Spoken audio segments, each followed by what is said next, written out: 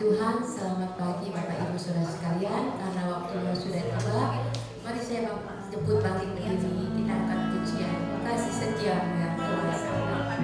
Haleluya.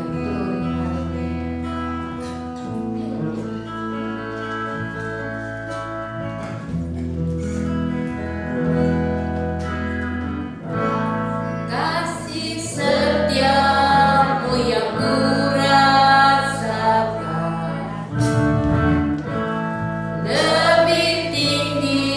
dari langit biru, kebaikanmu yang telah kau nyatakan lebih dalam dari lautan. Berkat-Mu yang telah ku terima, sempat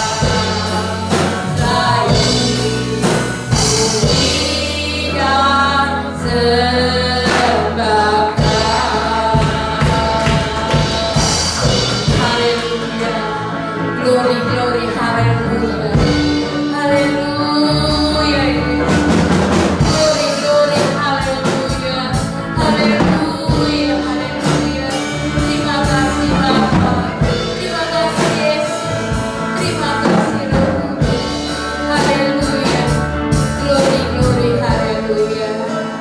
Bapa di dalam surga yang kami panggil di dalam nama Tuhan Yesus Kristus, kembali dan kami datang bersama saudara-saudara kami untuk memuji menyembah Engkau Tuhan, karena Engkau layak kami puji, kami sembah, atas kami bersyukur atas pelihara hari lepas hari dalam kehidupan kami. Engkau selalu memberikan kesehatan, Engkau selalu mencukupkan. Sebelum kami mau memuji menyembah Engkau, ampuni segala dosa dan kekurangan kelemahan kami, layakkan kami Tuhan. Kami juga berdoa ya saudara Tuhan, kami berdoa buat pagi hari pelayan-pelayan yang ambil bagian, baik pemain musik, singer, WR, multimedia, koletan. Satukan hati kami di dalam tangan kasih-Mu, biarlah di dalam kami memuji menyembah Engkau. Kami percaya hadiran-Mu ada di tengah-tengah kami. Terima kasih Tuhan Yesus, terpuji-pujilah Engkau Bapa yang baik. Kami juga berdoa buat jemaat-Mu mungkin masih ada di dalam perjalanan, cepatkan langkah mereka agar mereka dapat beribadah bersama-sama. Begitu juga kami tidak lupa berdoa buat gereja kami Tuhan. Engkau melihat banyak kursi-kursi yang kosong Tuhan. Engkau kirim Tuhan jemaat-Mu yang baru Tuhan, jiwa-jiwa yang baru dan yang sudah lama tidak beribadah, kembalikan ya Bapa. Engkau yang maha tahu segala-galanya. Kami percaya Tuhan, sebentar lagi juga kami akan beribadah. Semuanya kami serahkan ke dalam tangan kasih-Mu, baik awal, petang, akhir, ke dalam tangan kasih ya Bapa. Kami sudah berdoa dan mengucap syukur. Kami alaskan doa kami hanya di dalam nama Tuhan Yesus Kristus. Haleluya. Amin. Silakan duduk. Puji Tuhan. Saudara, saya minta bangkit berdiri.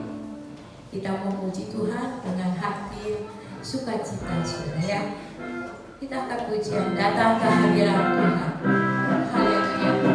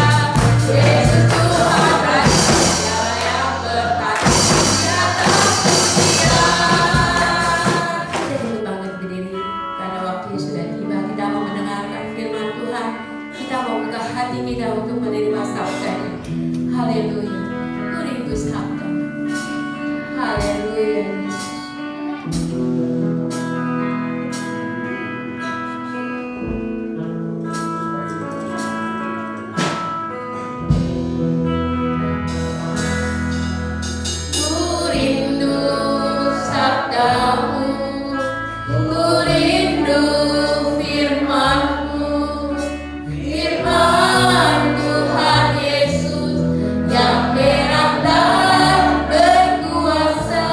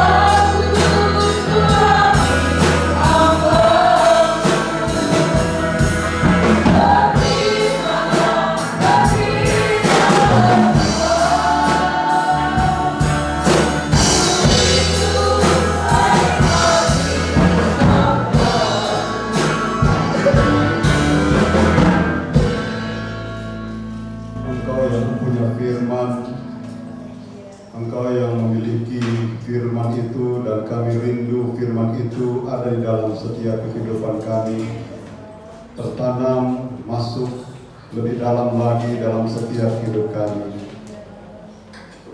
Engkau baik dalam setiap hidup kami, dan itulah sebabnya kiranya Tuhan berkarya melalui pemberitaan kebenaran firman Allah pada saat ini, dan urapi hamba-Mu, urapi kami semua. Nyatakanlah apa yang menjadi rencana dan isi hati Tuhan buat kami semua. Kami rindu supaya kami semua diberkati oleh Tuhan. Kami buka hati kami untuk mendengarkan kebenaran firman-Mu ya Tuhan. Kuasai pikiran, perasaan kami, kuasai hati kami ya Tuhan, supaya ketika atau di saat kami mendengarkan kebenaran firman Allah, benar-benar kami mendengarkan dan melakukan apa yang Tuhan inginkan dalam setiap kehidupan kami. Terima kasih Bapa di sorga, segala gangguan roh jahat kami tolak di dalam nama Tuhan Yesus Kristus. Dan biar kuasa-Mu saja yang berkarya di tengah-tengah kami mendengarkan kebenaran firman Tuhan. Dengan pengucapan syukur kami sudah berdoa dan kami sambut kebenaran firman Tuhan. Haleluya. Amin. Tuhan silakan duduk. Salam sejahtera dalam kasih Tuhan Yesus Kristus yang adalah kepala gereja kita. Saudara-saudara, kita kembali akan belajar kebenaran firman Tuhan pada kesempatan ini. Judulnya adalah Mengasihi Allah dinyatakan oleh Yesus Kristus. Yohanes pasal yang ke-14 ayat yang ke-31, kita melihat di sana, tetapi supaya dunia tahu bahwa aku mengasihi Bapa dan bahwa aku melakukan segala sesuatu seperti yang diperintahkan Bapa kepadaku. Bangunlah, marilah kita pergi dari sini. Saudara, kalau kita memperhatikan ayat ini menunjukkan bahwa Yesus yang menyatakan bahwa dia mengasihi Bapa, dia mengasihi Allah. Dan di dalam ayat ini pun kita bisa mengambil poin-poin yang bisa kita pelajari pada kesempatan ini. Saya mencatat di sini, saudara, dalam ayat ini kita bisa mengambil 3 poin penting yang dapat kita pelajari bersama pada saat ini. Yang pertama adalah tetapi supaya dunia tahu. Yang kedua, bahwa aku mengasihi Bapa. Yang ketiga, bahwa aku melakukan segala sesuatu seperti yang diperintahkan Bapa kepadaku. Jadi 3 hal ini, saudara, saya juga ambil kata-katanya itu di dalam ayat ini.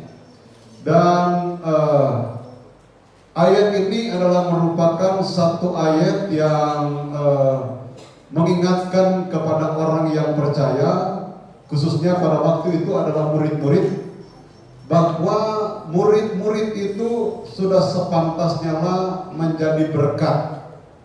Ya, mereka sementara dibekali oleh Yesus supaya mereka boleh menjadi berkat.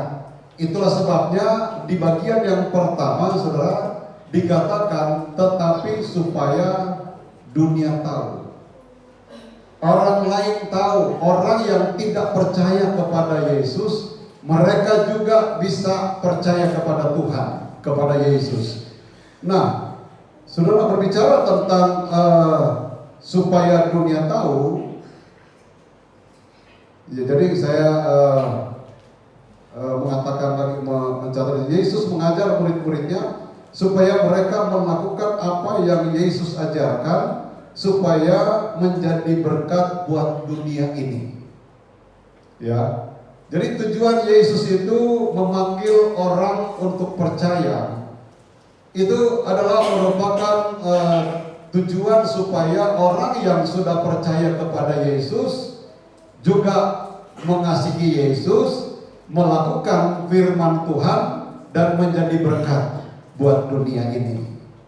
Dan saya yakin, saudara, kita pun sudah mengalami akan hal itu. Amin. Kita sudah menjadi berkat buat dunia. Setidaknya mungkin di antara keluarga kita ataupun di kantor, di tempat kita bekerja, kita bisa mencerminkan bahwa kita adalah orang percaya kepada Tuhan dan kita menjadi berkat. Nah, awal yang diinginkan oleh Yesus di sini, saudara, diingatkan kepada murid-murid bahwa tidak ada jalan yang lain, ya. Karena di dalam perikop, di dalam yang kita akan baca di dalam ayat 6 pasal yang ke-14, tetapi perikopnya itu berbicara tentang rumah Bapa. Kalau rumah, misalnya rumah Bapak Oki di mana? Saudara tahu nggak? Hah? Di Menceng. Rumah Sesmeme, Menceng juga. Rumah siapa lagi ya? Nah, rumah siapa deh saudara-saudara ya di antara kita. Jadi kita tahu karena kita mengenal mereka. Ada haleluya saudara. Nah, kalau berbicara tentang rumah Bapa itu di mana? Sorga. Dan rumah Bapa, kalau berbicara sorga, saudara-saudara, di Wahyu mengatakan bahwa lantainya itu apa? Kalau Poki dengan Susmeme lantainya apa? Keramik. Ini gereja lantainya keramik. Dindingnya batu-batu permata. Saudara-saudara, itulah rumah Bapa yang kita sebut dengan sorga. Nah, untuk mencapai, untuk sampai ke rumah Bapa ini, saudara-saudara, kalau kita mau mencari rumah kenalan kita saja, saudara-saudara, maka kita akan berusaha dengan berbagai macam cara. Apakah naik Grab atau naik kendaraan sendiri, yang penting tujuannya itu bisa tercapai, bisa nyampe. Dan tentu ada jalannya, saudara-saudara. Tidak mungkin saudara misalnya mau pergi ke rumah Bapak Oki, tembus-tembus di rumah Cilangsen. Berarti salah jalan itu saudara ya. Betul nggak saudara? Salah arah. Harusnya jalan Menceng, ini jalan Padang Mulia. Gitu. Jadi kita harus terarah. Nah, Yesus pun ingin mengajarkan kepada kita, saudara, untuk masuk ke dalam kerajaan sorga, untuk sampai ke dalam kerajaan sorga, ada jalannya. Tidak boleh jalan sembarangan. Amin, saudara. Nah, itulah sebabnya di dalam ayatnya yang ke-6, Yohanes 14 ayat yang ke-6 dikatakan di sana, kata Yesus kepadanya, Akulah jalan dan kebenaran dan hidup. Tidak ada seorang pun yang datang kepada Bapa. Sekali lagi, di mana tempat Bapa tadi? Sorga. Kalau tidak melalui aku. Itu clear saudara ya. Jadi tidak bisa sampai ke rumah Bapa kalau tidak melalui Yesus. Jadi apa yang diperintahkan oleh Yesus, apa yang diajarkan oleh Yesus, itu seharusnya lah dilakukan oleh orang percaya, supaya orang yang percaya kepada Yesus sampai ke tujuan, yaitu surga. Nah, ini kan menjadi banyak sekali yang menjanjikan surga, saudara-saudara. Tetapi kalau kita melihat apa yang dikatakan di dalam ayat ini, hanya Yesus satu-satunya jalan, tidak ada jalan yang lain. Kalau kita mau menuju kepada siapa di dalam dunia ini saja, kalau misalnya kita salah jalan, kita akan tidak sampai ke tujuan kita. Nah, untuk sampai ke sorga hanya melalui Yesus. Puji Tuhan. Ada haleluya saudara. Nah, itulah sebabnya dikatakan di dalam ayat awal kita. Coba kita kembali kepada ayat 31 tadi.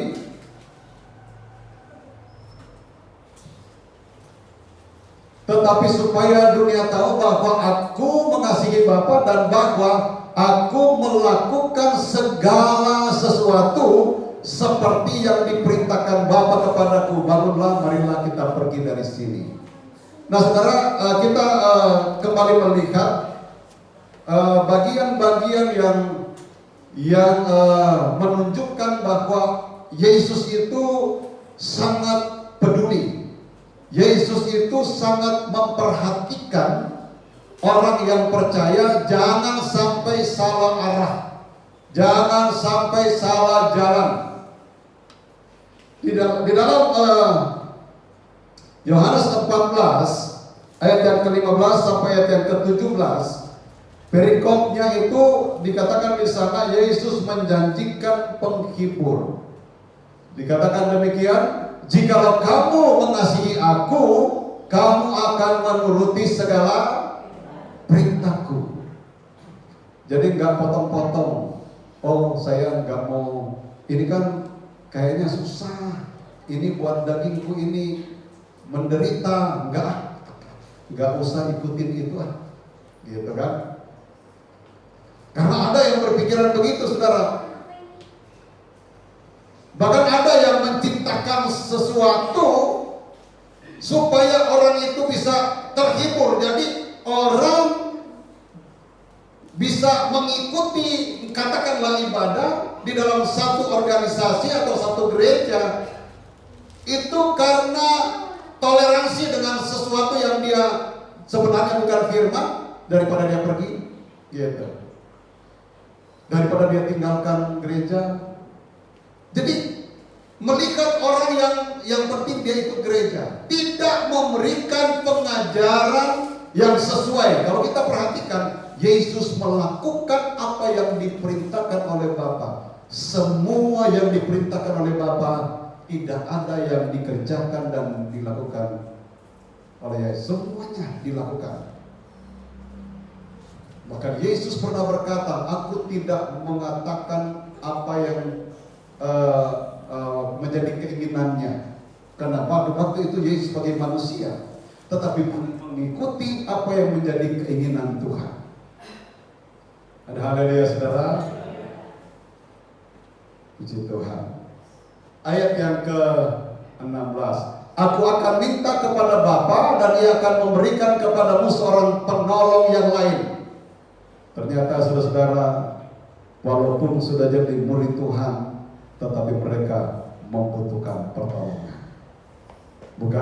Bukan berarti kalau seandainya dia sudah murid Tuhan, lalu kemudian dia akan berkata, oh semuanya saya sudah tahu, saya tidak butuh pertolongan yang lain. Karena ada saudara-saudara yang kemudian disebut sombong rohani gitu ya.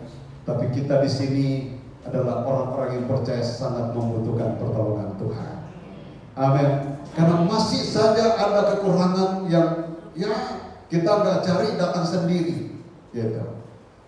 Tetapi Tuhan tahu bahwa orang yang mau percaya kepada Tuhan membutuhkan pertolongan. Nah itulah sebabnya dia katakan dalam ayat ini, aku akan minta kepada Bapa dan Ia akan memberikan kepadamu seorang penolong yang lain, supaya Ia menyertai kamu selama-lamanya. Puji Tuhan. Ayat yang ke-17, yaitu roh kebenaran. Dunia tidak dapat menerima dia, sebab dunia tidak melihat dia dan tidak mengenal dia. Tetapi kamu mengenal dia, sebab Ia menyertai kamu dan akan diam di dalam kamu. Saudara merasa nggak bahwa engkau dituntun oleh Roh Kudus? Itu harus kita rasakan loh saudara. Kita bisa tahu bahwa kita dituntun oleh Roh Kudus atau tidak pada saat-saat mana kita menjalankan sesuatu yang berkenan di hadapan Tuhan. Itu pasti Roh yang menggerakkan engkau. Memang kita bisa apa saudara? Kita tidak punya kekuatan apa-apa. Mau melakukan sesuatu yang baik itu kemampuan kita terbatas sekali. Jangankan kita, Rasul Paulus, dia pernah mengungkapkan, dia sudah memikirkan yang baik. Dia sudah memikirkan hal-hal yang baik yang harus dikerjakan, harus dijalankan, harus dilakukan. Pada waktu dia melangkah, muncul yang tidak baik. Dan itu kenyataan hidup yang dialami oleh seorang Rasul Paulus. Bagaimana dengan kita, saudara-saudara? Diperhadapkan dengan keadaan yang seolah-olah bisa menghalangi komunikasi kita dengan Tuhan, hubungan kita dengan Tuhan, mau mendahulukan Tuhan, itu seringkali terbatas dengan teknologi sekarang. Saudara bangun pagi, yang pertama saudara lakukan apa? Berdoa ya pasti ya. Atau cari HP. Berita apa yang ada di HP? Waduh, bukannya terima kasih Tuhan, bersyukur buat kemurahan Tuhan. Karena nafas ini adalah dari Tuhan loh saudara. Hidup kita itu ada di dalam tangan Tuhan. Nah, kita butuh pertolongan dari Tuhan. Itulah sebabnya Yesus memberikan atau memberitahukan kepada murid-muridnya, aku akan minta kepada Bapa seorang penolong. Dan seorang penolong itu adalah Roh Kudus. Dia akan menuntun kita, dia akan memimpin kita, membimbing kita, bukan hanya satu kali, tetapi untuk selama-lamanya.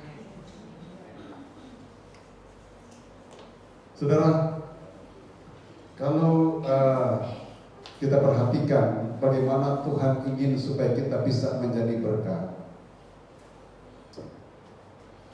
Saya senang sekali saudara berdoa, misalnya seperti tadi, doa supaya kursi-kursi yang kosong itu terisi oleh jiwa-jiwa. Tetapi sekali lagi saya mau ingatkan saudara, bahwa Tuhan semua tahu kok, amin saudara. Saya sudah pernah katakan, sebenarnya kalau Tuhan mau kirim jiwa mah gampang banget. Tetapi masalahnya sekarang, apakah kita siap untuk menerima jiwa itu?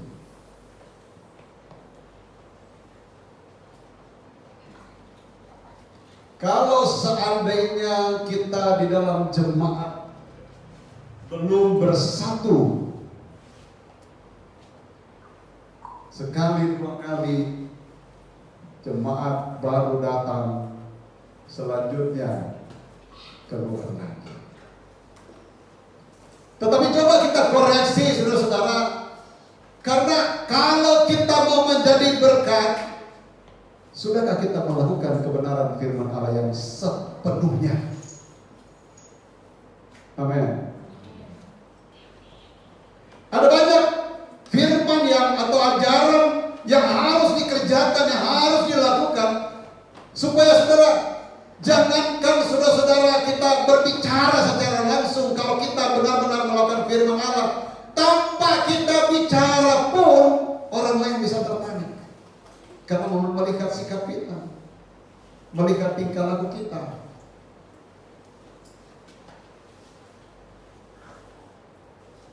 Kalau hati kita sepenuhnya di hadapan Tuhan, saya terlalu yakin sudah gampang banget Tuhan kasih kok.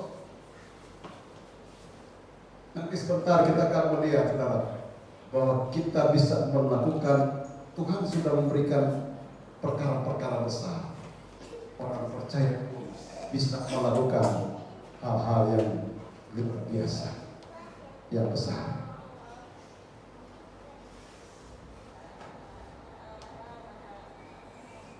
Yohanes pasal yang ke-14 ayat yang ke-21 dan ayat yang ke-23.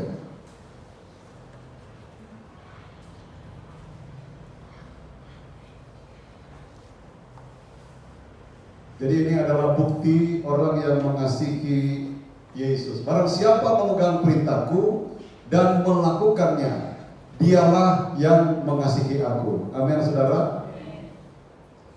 Dan barang siapa mengasihi aku, ia akan dikasihi oleh Bapakku, dan aku pun akan mengasihi dia dan akan menyatakan diriku kepadanya. Luar biasa enggak, saudara? Orang yang mengasihi Tuhan dan melakukan akan perintah Tuhan, dia akan menyatakan dirinya kepada orang yang percaya dan melakukan firman itu. Ayat 23. Jawab Yesus, jika seorang mengasihi aku, ia akan menuruti firman-Ku, dan Bapakku akan mengasihi dia, dan kami akan datang kepadanya dan diam bersama-sama dengan dia. Jadi barang siapa yang, jika seorang mengasihi aku, ia akan menuruti firman-Ku, dan Bapakku akan mengasihi dia. Puji Tuhan. Ada haleluya, saudara. Saya melihat di dalam kalau melakukan firman, satu saat ada orang yang bertanya kepada Yesus tentang pajak. Lalu kemudian Yesus berkata, coba ambil koin atau duit yang logam, ya saudara. Lalu diperlihatkan kepada Yesus. Pada waktu diperlihatkan kepada Yesus itu ada gambar kaisar, dan lebih baik kita baca saja ya. Di dalam Matius pasal yang ke-22 ayat yang ke-20.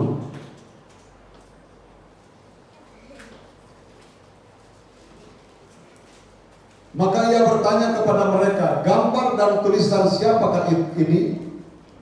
Jawab mereka, gambar dan tulisan kaisar.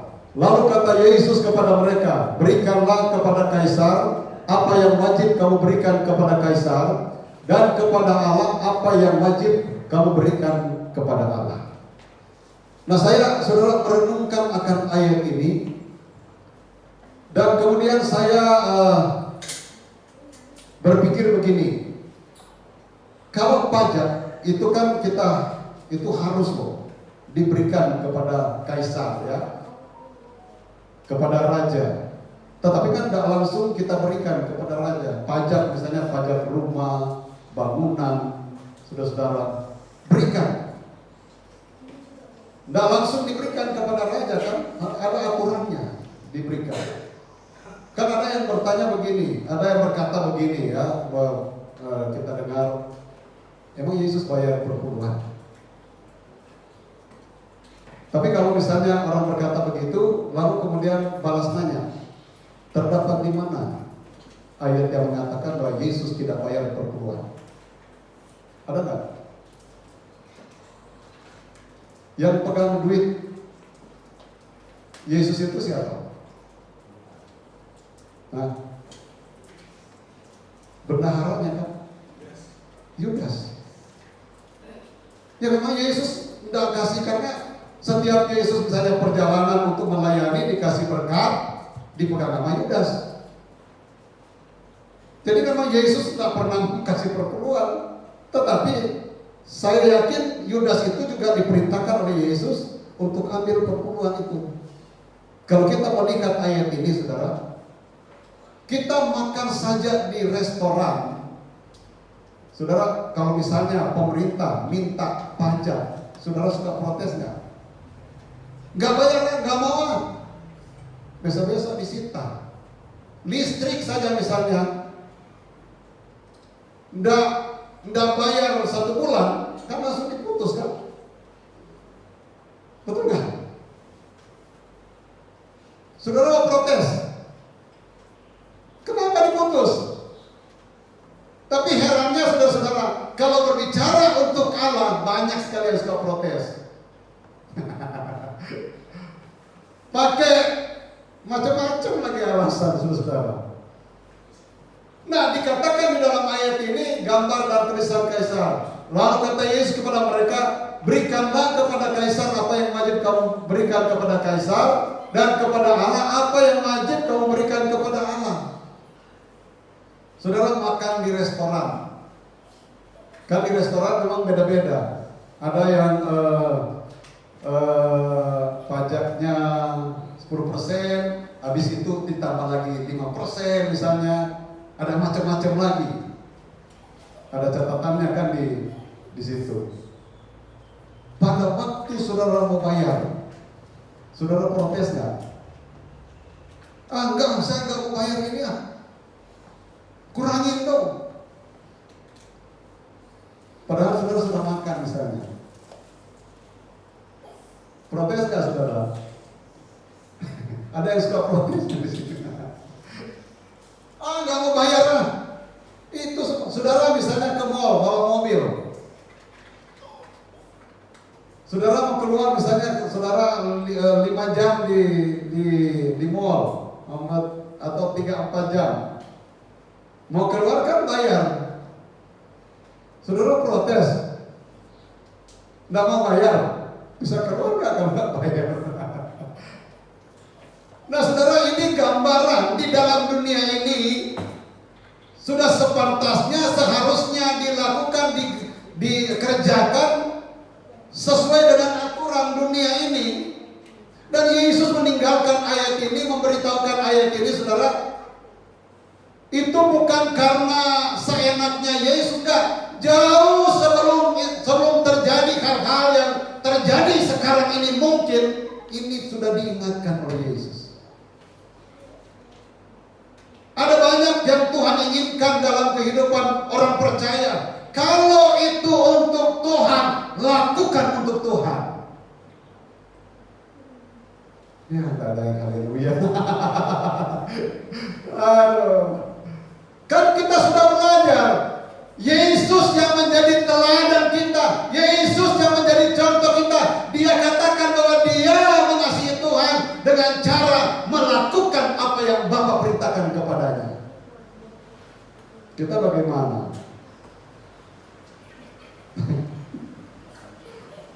Wah, ini saudara, memang kalau misalnya kita sepintas lewat aja, tidak dimengerti lebih dalam apa yang menjadi keinginan Tuhan, bagaimana kita bisa menikmati sesuatu yang lebih luar biasa? Saudara, kita kembali ke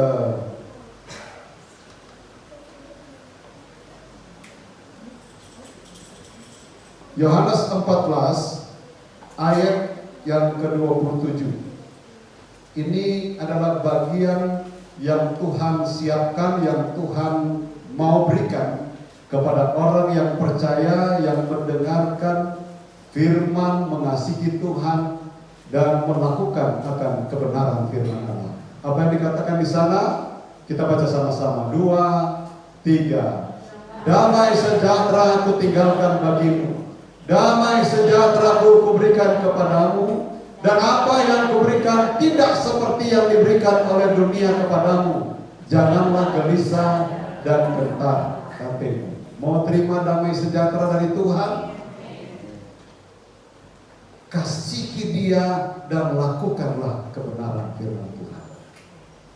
Dan bahkan saudara-saudara, bukan hanya itu saja, Tuhan menyediakan sesuatu yang lebih luar biasa kepada orang yang percaya kepada Dia. Mari kita melihat di dalam ayat yang ke-10 dan sampai 13. Ya, kita berputar-putar di dalam ayat ini ya. Tidak percayakah engkau bahwa aku di dalam Bapa dan Bapa di dalam aku? Apa yang aku katakan kepadamu tidak aku katakan dari diriku sendiri. Nah, ini yang saya singgung tadi, saudara ya. Tetapi Bapa yang diam di dalam aku, dialah yang melakukan pekerjaannya. Luar biasa enggak, saudara? Jadi Yesus juga, saudara, dalam kemanusiaan dia enggak seenaknya mau melakukan sesuatu, enggak. Dia mengikuti aturan. Dia mengikuti perintah Bapa. Dan apa yang diperintahkan oleh Bapa, dia lakukan, dia kerjakan sesuai dengan pekerjaannya Bapa. Ayat yang ke-11. Percayalah kepadaku bahwa aku di dalam Bapa dan Bapa di dalam aku. Atau setidak-tidaknya percayalah karena pekerjaan-pekerjaan itu sendiri. Nah, kita melihat ayat yang ke-12. Aku berkata kepadamu, sesungguhnya barang siapa percaya kepadaku, ia akan melakukan juga pekerjaan-pekerjaan yang aku lakukan. Amin, saudara.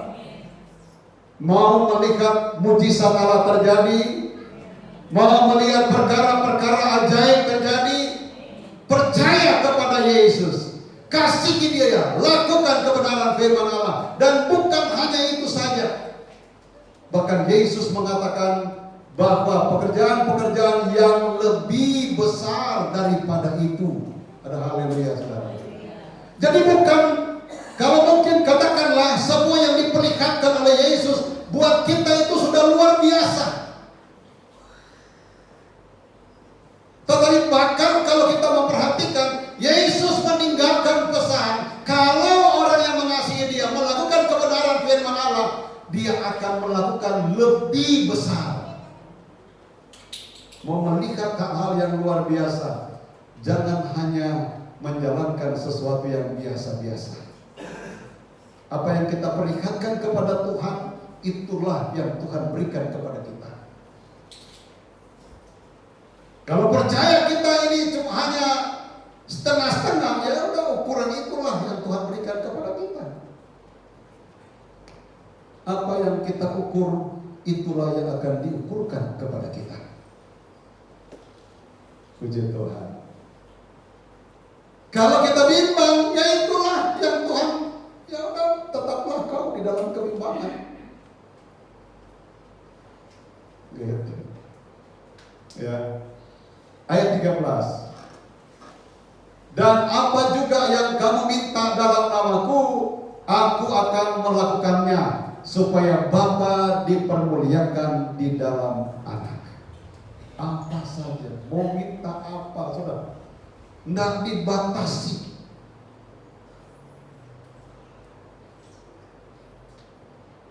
Tetapi ada syaratnya tadi, saudara, ya. Harus percaya, mengasihi Tuhan, dan melakukan firman-Nya. Nah, ini bagian yang pertama. Bagian yang kedua, ini bagian yang kedua dan ketiga itu nggak panjang-panjang. Bahwa aku mengasihi Bapa.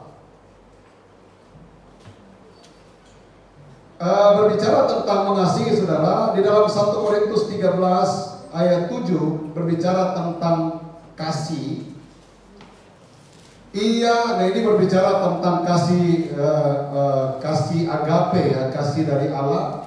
Ia menutupi segala sesuatu, percaya segala sesuatu, mengharapkan segala sesuatu, sabar menanggung segala sesuatu. Kalau di dalam terjemahan sederhana Indonesia dikatakan begini, kasih itu kuat bertahan menghadapi segala kesulitan. Kasih selalu percaya dan mengharapkan yang baik tentang orang lain. Kasih selalu tabah menanggung setiap keadaan. Nah, itu kasih, saudara. Diomelin sama orang, tetap mengasihi dia.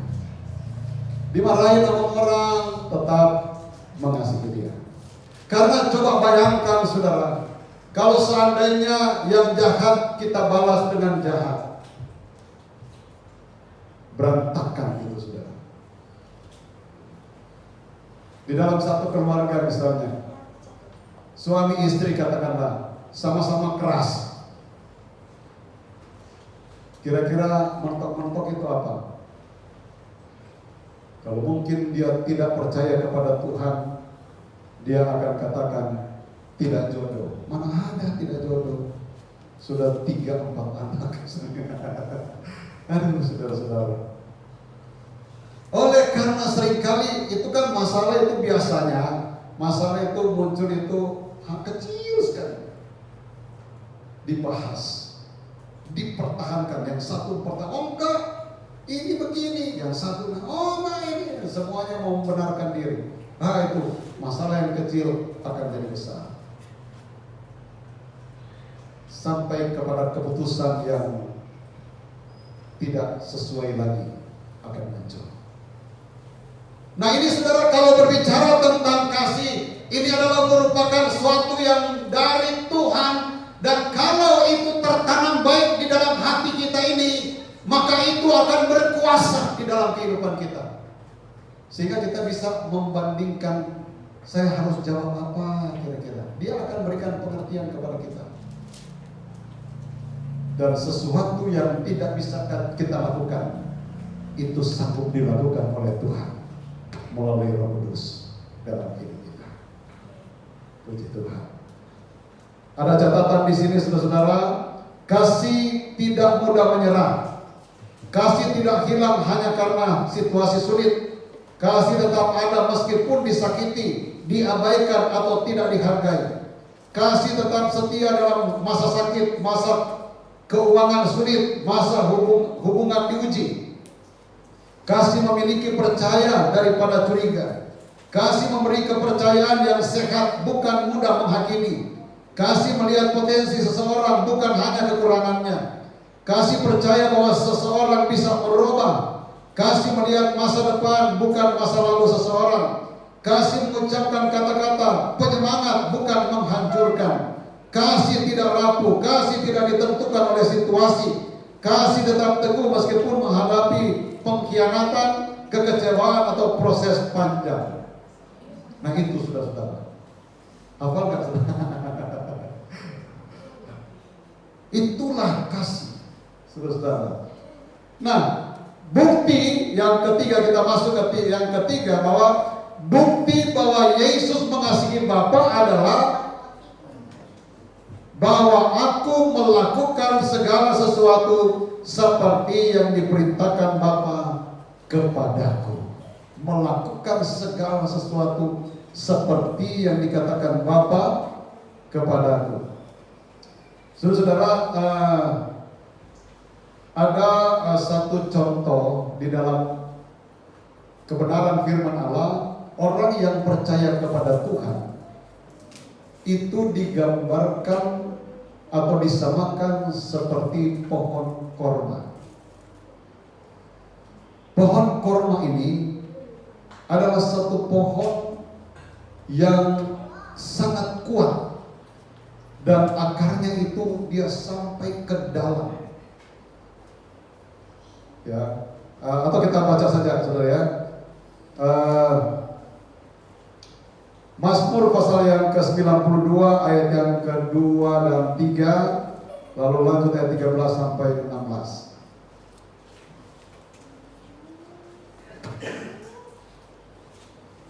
Mazmur nyanyian untuk hari Sabat adalah baik untuk menyanyikan syukur kepada Tuhan dan untuk menyanyikan mazmur bagi namamu yang maha tinggi, untuk memberitakan kasih setiamu di waktu pagi dan kesetiaanmu di waktu malam. Ayat yang ke-13, orang benar akan bertunas seperti pohon korma. Amin. Akan tumbuh subur seperti pohon aras di Libanon. Mereka yang ditanam di bait Tuhan akan bertunas di pelataran Allah kita. Terus, pada masa tua pun mereka masih berbuah, menjadi gemuk dan segar. Ayat 15. Memberitakan bahwa Tuhan itu benar, bahwa Ia gunung batuku dan tidak ada kecurangan padanya. Ada haleluya saudara. Jadi digambarkan seperti pohon korma. Nah, saya mencatat di sini panjang saudara ya. Jadi tentang pohon korma dalam Alkitab melambangkan keindahan, kekuatan, ketahanan, dan kemenangan. Pohon ini sering digunakan untuk menggambarkan orang benar yang berakar kuat dalam Tuhan dan tetap produktif meskipun di usia lanjut. Simbolisme ini terlihat dari motif pohon korma di bait suci. kota Yeriko yang sering disebut kota pohon kurma, serta penggunaan daun palem pada perayaan Hari Raya Pondok Daun, dan saat Yesus memasuki Yerusalem. Nah, ada lagi makna dan simbolisme pohon korma dalam Alkitab, keindahan dan kemakmuran, kekuatan, ketahanan dan pertumbuhan, itu ada penjelasannya. Tapi kalau mau dibaca cukup panjang. Jadi ini saudara-saudara, kalau kita memperhatikan tentang pohon korma yang disamakan atau digambarkan seperti orang yang percaya kepada Tuhan, karena pohon korma ini tidak gampang patah, nggak gampang tercabut. Ada pernah saya baca saudara, pada waktu pohon korma itu ditanam, seringkali itu dikasih batu, ya, dikasih batu. Tujuannya untuk apa? Supaya pada waktu pohon ini berkembang, bertumbuh, akarnya itu masuk ke dalam.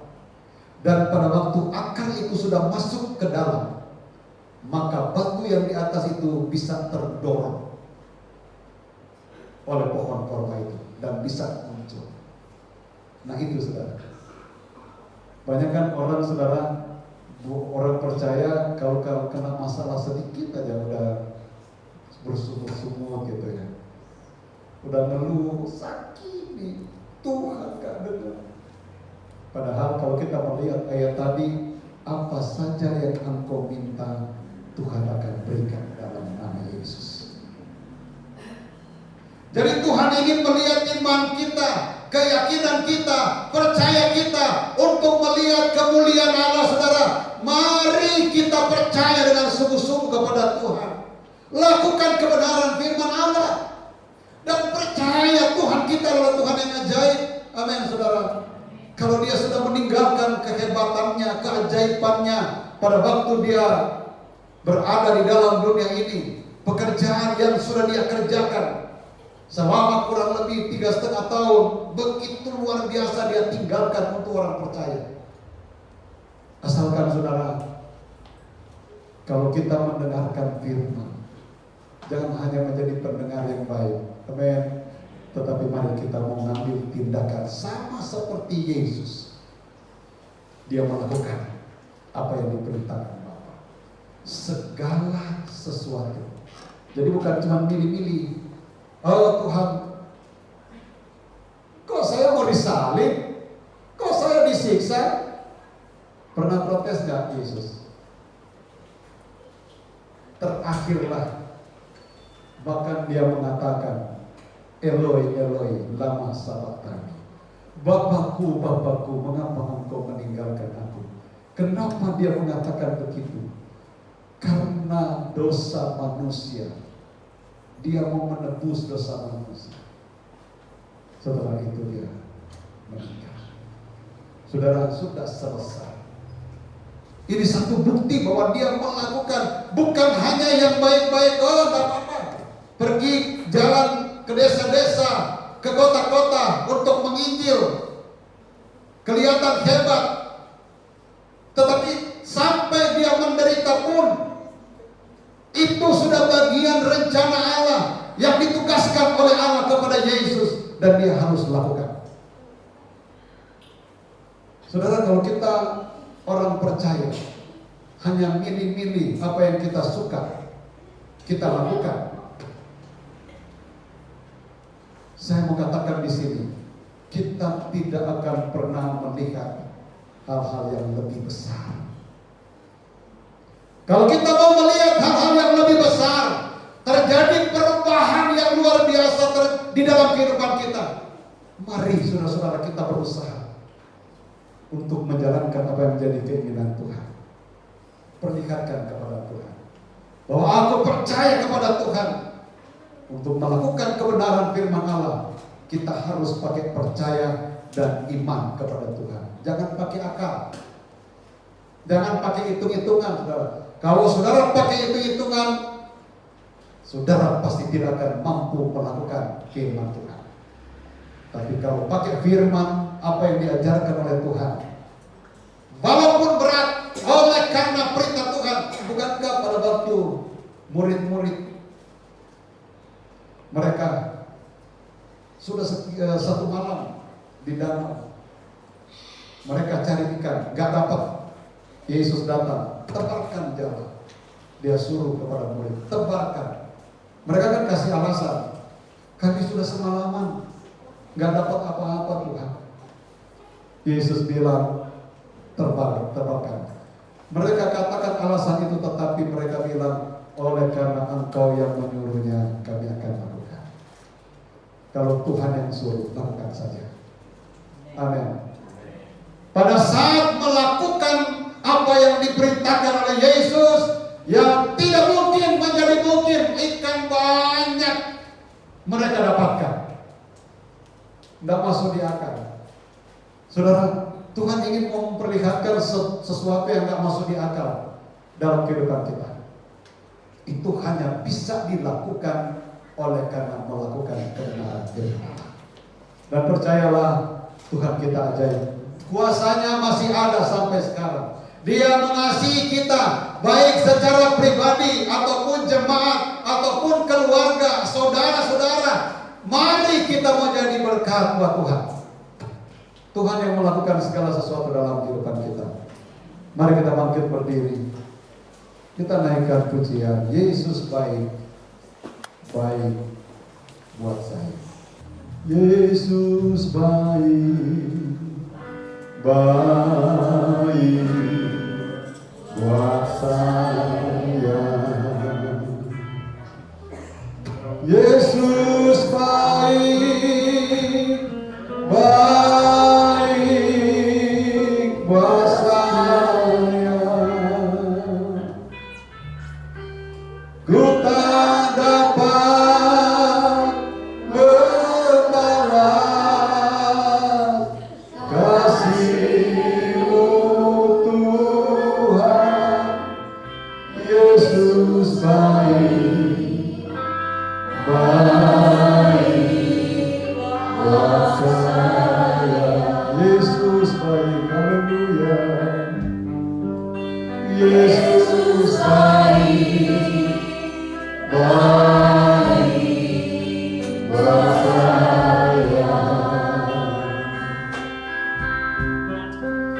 Yesus baik, baik buat saya.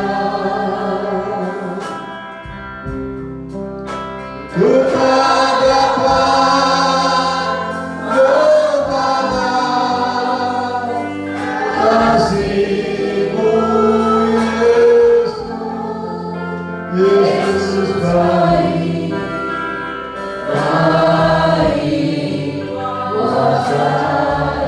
Nyanyikan lagi pujian ini. Saya serahkan kepada Ibu Bapak.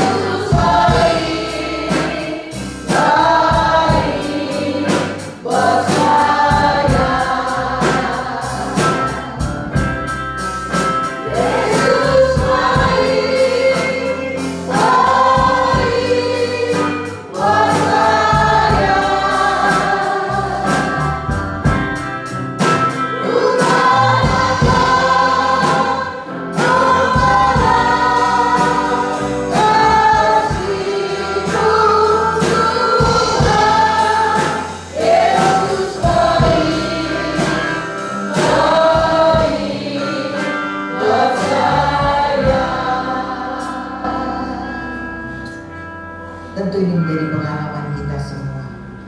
Yesus baik buat saya.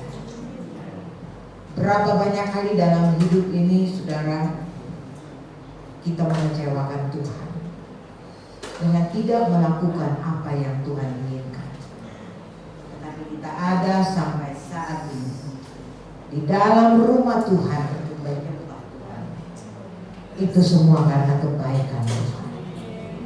Kita mau belajar menghargai kebaikan Tuhan dengan sungguh-sungguh mengiring Dia, sungguh-sungguh percaya, sungguh-sungguh mengasihi Tuhan, supaya benar-benar kita akan mengalami mujizat lepas mujizat dalam perjalanan hidup iman kita. Haleluya, haleluya. Tertanam bagaikan pohon korma yang akan bertumbuh lebat, lebih dalam, tidak gampang diombang-ambingkan oleh angin. Biar kita berdiri teguh sebagai anak Tuhan dengan melakukan kebenaran itu. Ada Roh Kudus, saudara-saudara, yang akan memampukan saudara dan saya untuk dapat melakukan kebenaran itu.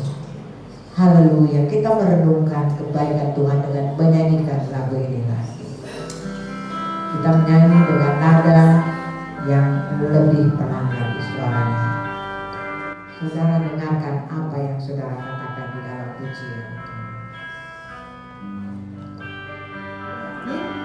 Yesus baik, baik buat saya. Yesus baik, baik buat saya. Ku tak dapat membalas kasih-Mu Tuhan.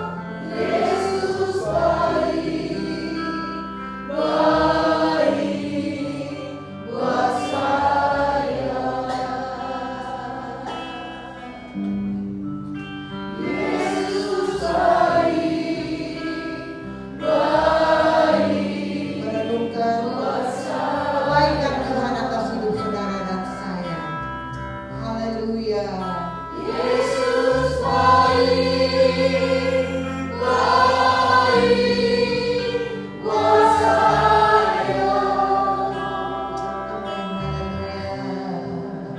Ku tak dapat membalas kasih-Mu Tuhan. Yesus baik, baik buat saya. Yesus baik, baik buat saya. Yesus baik, baik buat saya. Ku tak dapat membalas kasih-Mu Tuhan.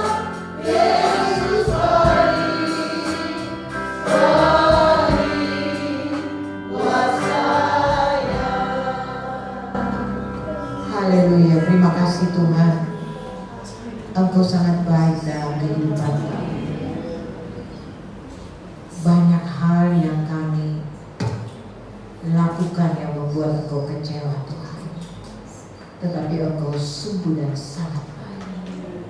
Kami bangga percaya kepada-Mu Tuhan. Kami bangga Engkau pilih kami menjadi umat-Mu yang Engkau sudah tebus dengan darah ketebusan. Terima kasih Tuhan. Ini kebaikan Tuhan yang luar biasa, penebusan di atas kayu salib. Kami yang tadinya harus binasa karena dosa, Terima kasih ada jaminan surga bagi kami. Semua karena kebaikan Tuhan. Dan kami mau belajar menghargai itu Tuhan. Terima kasih. Terima kasih Engkau baik Tuhan. Kami mau belajar Tuhan untuk mengasihi Engkau dengan sungguh-sungguh. Teruslah berkarya lewat kebenaran-Mu untuk selalu mengingatkan kami akan hidup rohani kami Tuhan, supaya setiap kami mendengarkan firman-Mu, iman kami ditambahkan, percaya kami ditambahkan, percaya kami diteguhkan di dalam Engkau. Kami dapat berdiri teguh di dalam Engkau, bagaikan pohon korma yang tertanam dalam di dalam tanah ya Tuhan, tidak gampang digoyahkan. Kami mau berdiri menjadi anak-anak Tuhan yang kuat di hari-hari ini, yang tidak gampang diganggu dan dipengaruhi oleh apa yang ada di sekeliling kami, karena kami tetap memandang kepada Tuhan yang baik dan sangat baik bagi hidup kami. Terima kasih Tuhan, teruslah bekerja dalam setiap kami dan jadikan kami berkat bagi orang lain. Sebagaimana firman-Mu katakan, biar dari hidup kami Engkau nyata dan Engkau dipermuliakan. Terpuji-pujilah nama-Mu Tuhan. Kami terima firman-Mu, kami terima kebenaran-Mu dengan sukacita. Dan Engkau juga memberkati hamba-Mu yang sudah melayani kami dengan firman-Mu. Urapan Allah ada atas hidupnya, jadikan dia berkat. Kekuatan, kesehatan Tuhan juga karuniakan baginya. Dalam nama Tuhan Yesus Kristus kami sudah berdoa, mengucap syukur dan terima firman Allah. Haleluya. Amin. Silakan duduk. Mari kita bangkit berdiri dan mengakhiri ibadah kita pada siang hari ini. Kita nyanyikan doa Yabes yang kemarin kita sudah bawakan.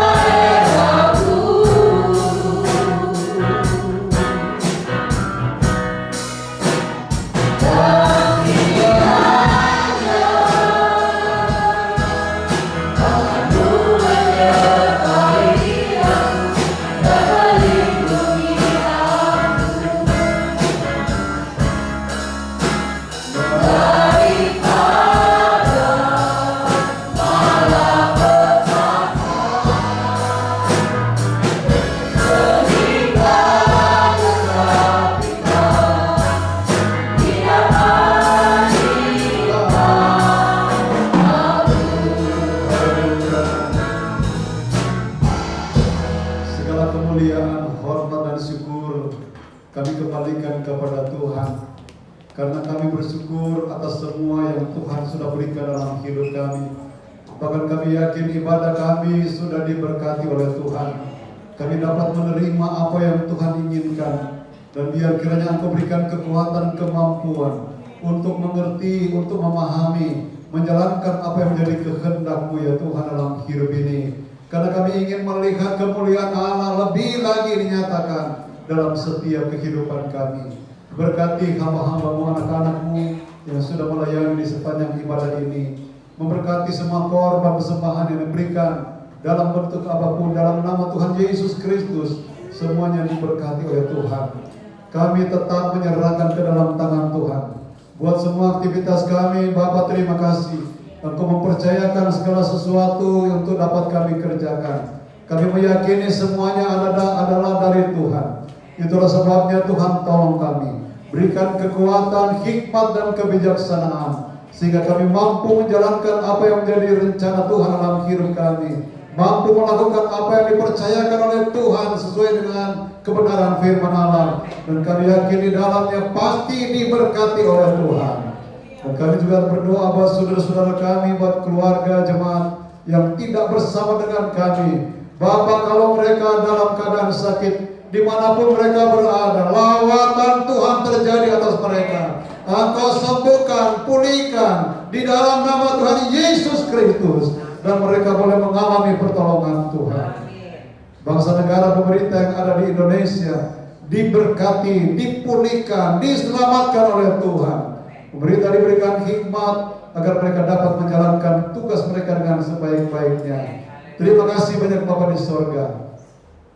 Sebentar kami kembali pulang seperti dalam perjalanan kami.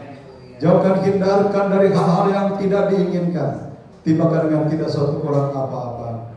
Terima kasih Bapa, dan pada akhirnya saudara-saudaraku sekalian, pulanglah dengan berkat daripada Allah Bapa, cinta kasih dari Tuhan Yesus Kristus sebagai Allah Anak, persekutuan Allah Roh Kudus menyertai kita sekalian, menuntun, menghibur, menguatkan, bahkan menumbuhkan iman, percaya, keyakinan kita semua, mulai pada saat ini sampai selama-lamanya.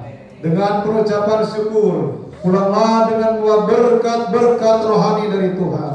Dan kami akhiri ibadah kami pada saat ini, kami alaskan hanya di dalam nama Tuhan Yesus Kristus. Haleluya. Dan kita semua berkata, amin. Tuhan Yesus Kristus memberkati kita semua. Amin.